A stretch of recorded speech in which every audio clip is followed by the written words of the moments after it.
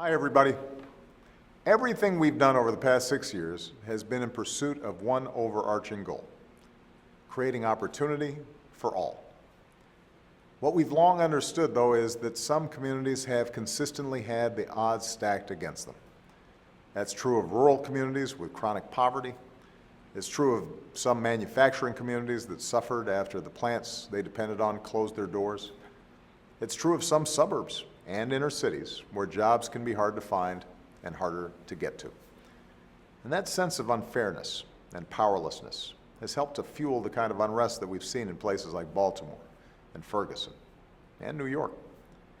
It has many causes, from a basic lack of opportunity to groups feeling unfairly targeted by police, which means there's no single solution. But there are many things that could make a difference and could help. And we have to do everything in our power to make this country's promise real for everyone willing to work for it. That's why last Tuesday, at a summit organized by Catholics and evangelicals, I sat down with a conservative scholar and a poverty expert for a discussion on what it takes to open more doors of opportunity. We know our efforts matter. Since 1967, we've brought poverty down by about 40%, thanks in part to programs like Social Security and the Earned Income Tax Credit for working families. And we know that there are folks from all faiths and across the ideological spectrum who care deeply about the least of these. So I hope this conversation continues, not as a question of whether, but of how we can work together to grow opportunity. Because it's not words, but deeds that make a difference.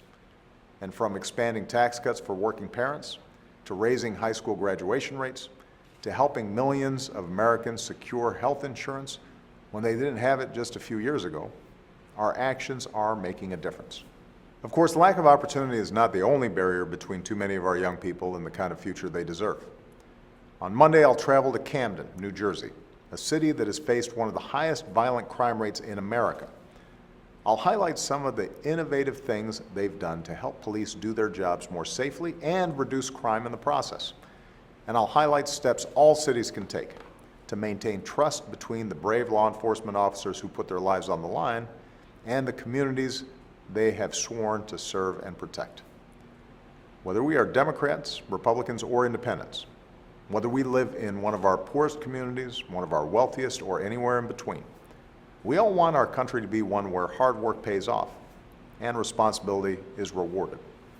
We want a place where you can make it if you try. That's the promise we make to our young people. That's the promise that makes us exceptional, and it's the promise I'll never stop fighting to keep for my children and for yours. Thanks, and have a great weekend.